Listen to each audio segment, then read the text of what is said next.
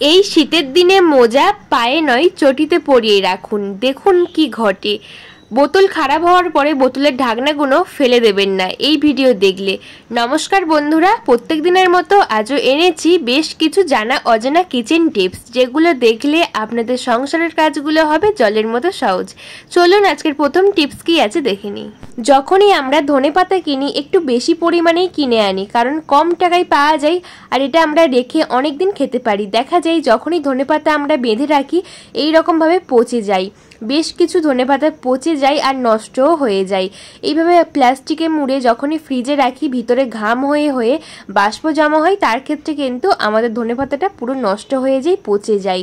তো বাইরে রাখলে একদম শুকিয়ে যায়, নষ্ট হয়ে যায়। তো কিভাবে আমরা ধনেপাতা রাখলে পচবে না, নষ্টও হবে না, একদম 1 মাস পর্যন্ত ভালো থাকবে তরতাজা। নিয়ে নেব একটা প্লাস্টিকের গ্লাস বা প্লাস্টিকের একটা যে কোনো বোতল কেটে। এই বোতলের মধ্যে কিছুটা পরিমাণ জল নিয়ে চলে এসেছি। এইভাবে রাখলে পচে যাবে। ভালো করে ধুয়ে পরিষ্কার করে নেব, যেহেতু এর মধ্যে পচা ভাব আছে সেই জন্য একসঙ্গে রাখলে পচতে শুরু করবে।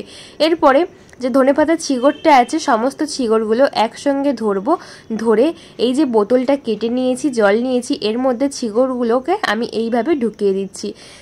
খেয়াল রাখতে হবে যে জলটা যাতে ছিগড়গুলোর মধ্যে থাকে। বেশি জল দিলে পচে যাবে ধনেপাতা, তাই বেশি জল হয়ে গেছিলো, আমি জলটা ফেলে দিয়ে একদম অল্প পরিমাণ জল দিয়েছি। আর ধনেপাতাটাকে এইভাবে আমি রেখে দিচ্ছি যাতে ছিগড়টুকু আমার জলের মধ্যে আছে আর ধনেপাতা তরতাজা থাকবে বাইরে থাকলে। আমি এখানে বড় বোতল নিয়েছি, যেহেতু ধনেপাতাটা আমার অনেকটা বড় সেই জন্য বড় বোতল নিয়েছি আর অল্প পরিমাণ জল দিয়েছি, যাতে আমার ছেকড়টা শুধুমাত্র এইভাবে জলের মধ্যে থাকে সেইটা খেয়াল রাখতে হবে। এইভাবে রান্নাঘরের একটা কোণায় রেখে দেবেন, দেখবেন তরতাজা থাকবে 1 মাস পর্যন্ত। আশা করছি এই ছোট্ট আইডিয়া কাজে আসবে। কেমন লাগলো কমেন্ট করে জানাবেন। চলে এলাম পরবর্তী টিপসে। আমরা অনেক মহিলাই আছি যে এই ধরনের ইমিটেশনের কানের দুল ভীষণ পছন্দ করি আর এগুলো পরতে ভীষণ ভালোবাসি।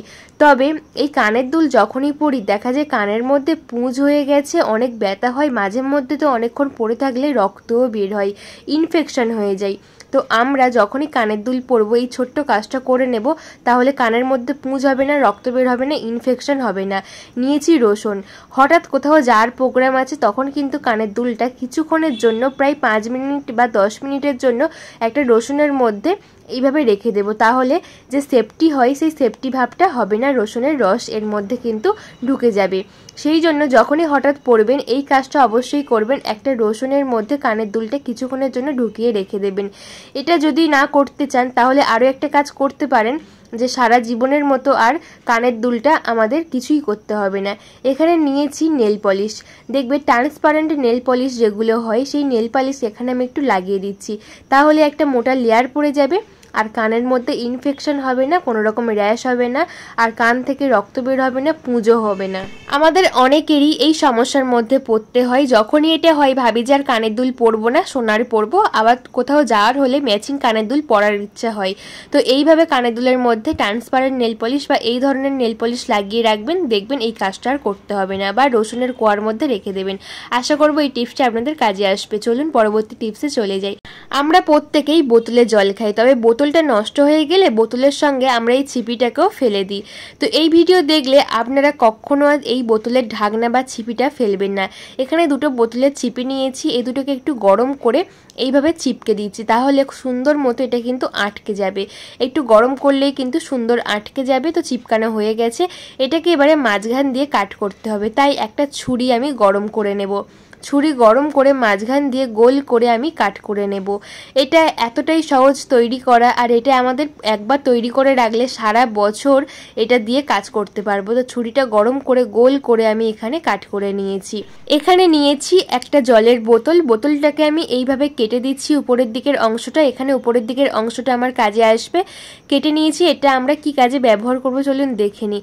আমরা প্রত্যেকেই তেল নিয়ে এসে তেল ঢালি, যখন দেখা যায় অনেকেই আছি বয়স্ক মা ঠাকুমারা তেল ঢালতে পারি না ঠিকঠাক মতো, গা বেয়ে বেয়ে চারিদিকে পড়ে যায়, আর কাছে ফানেল না থাকলে তখন কিন্তু আমাদের অনেকটাই অসুবিধার মধ্যে পড়তে হয়। তো প্রথমে যেই দুটো ছিপি দিয়ে বানিয়েছি এটাকে একটা বোতলের মধ্যে আমি তেলের বোতলের মধ্যে আটকে নিয়েছি, উপরে যে আমি কাট করেছি ওটাকেই ওইভাবে কিন্তু আটকে দিলাম, দিয়ে তারপরে যখনই তেল ঢালবো একটা সুন্দর মতো ফানেল তৈরি হবে।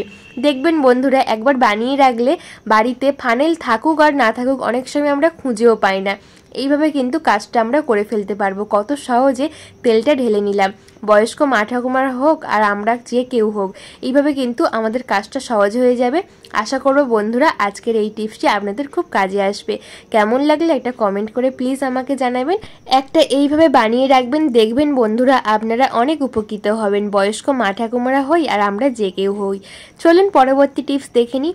বন্ধুরা এই শীতকালে ভারী শীতে আমরা প্রত্যেকেই মোজা পরি, যেহেতু আমাদের গৃহিণীদের প্রত্যেক দিন তো সংসারের কাজ করতে হয় আর এই মেঝের মধ্যে আমরা খালি পায়ে কিছুতেই হাঁটতে পারি না, মোজা আমাদের পরতেই হবে। তবে দেখা যায় সবসময় মোজা পরলে কোনো জলের কাজ করছি তখন মোজাটা ভিজে যাচ্ছে, তখন কিন্তু আবার মোজা চেঞ্জ করতে হয় আর শীতের দিনে অনেক কিছু শোকায় না, তবে মোজা কিন্তু আমাদের একটা দুটোর বেশি আর থাকে না, কতটা সমস্যার মধ্যে পড়তে হয়। তো এইভাবে মোজা পরে থাকবেন, দেখবেন পা গরম থাকবে আর মোজাটা হট করে ভিজবে না।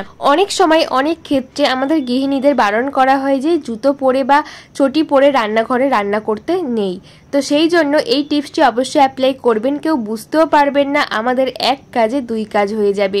তো এইভাবে আমরা যখনই চটি পরে হাঁটাচলা করি, অনেকে হয়তো পছন্দ করে না বাড়ির মধ্যে জুতো পরা চটি পরা, তো মোজা পরে কাজ করলে দেখা যায় পাটা বারবার ভিজে যাচ্ছে জলের মধ্যে কাজ করলে। তো এই ছোট্ট কাজটি অবশ্যই অ্যাপ্লাই করবেন, দেখবেন অনেক উপকৃত হবেন। এই চটির মধ্যে উপরে আমি মোজাটা পরে নিচ্ছি, তাহলে কি হবে বন্ধুরা, আমাদের পাটাও একদম গরম থাকবে। আমরা যতই জলের কাজ করি না কেন, কিচেনে অনেক সময় জলের কাজ করতে হয়, তাহলে পাটা ভিজবে না।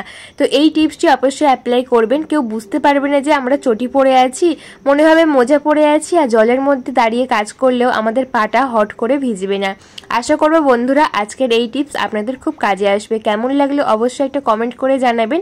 আর এইভাবে বাড়িতে হাঁটাচলা করলে আমাদের ঠান্ডাও লাগবে না, একটা কাজে দুটো কাজ হয়ে গেল। আশা করছি বন্ধুরা আজকের টিপসগুলো সবকটা আপনাদের খুব কাজে আসবে। কোন টিপস সবচেয়ে বেশি কাজে আসবে একটা কমেন্ট করে আমাকে বলবেন। ভালো লাগলে অবশ্যই লাইক কমেন্ট শেয়ার করে আমার পাশে থাকবেন, আর বন্ধু বান্ধব সকলের কাছে একটু শেয়ার করে দেবেন, যাতে আজকের উপকারী টিপসগুলো সবার একটু হলেও কাজে আসে। আজকে আমার ছোট্ট রিকোয়েস্ট, আজকের আমার এই ভিডিও আপনারা কে কোন জায়গা থেকে দেখছেন বন্ধুরা একটা কমেন্ট করে আমাকে বলবেন। আমার খুব ভালো লাগবে যে আমার ভিডিও কতদূর যাচ্ছে, কে কে দেখছেন। আমার ভিডিও আপনাদের একটু ভালো লেগে থাকলে অবশ্যই একটা সাবস্ক্রাইব করে দেবেন, পাশে থাকা বেল আইকনটা প্রেস করে দেবেন, যাতে নতুন নতুন ভিডিও ছাড়লে সমস্ত ভিডিও নোটিফিকেশন সবার আগে আপনাদের কাছে পৌঁছয়। এইরকম ভিডিও পেতে অবশ্যই সাবস্ক্রাইব করে আমার পাশে থাকবেন। একটু ভালো লাগলে লাইক কমেন্ট শেয়ার করে আমার পাশে থাকবেন। আর কোন টিপস সবচেয়ে বেশি আপনাদের উপকারে আসবে আজকের ভিডিওতে একটা কমেন্ট করে বলে যাবেন। সবাই ভালো থাকবেন, সবাইকে ভালো রাখবেন। টাটা বন্ধুরা।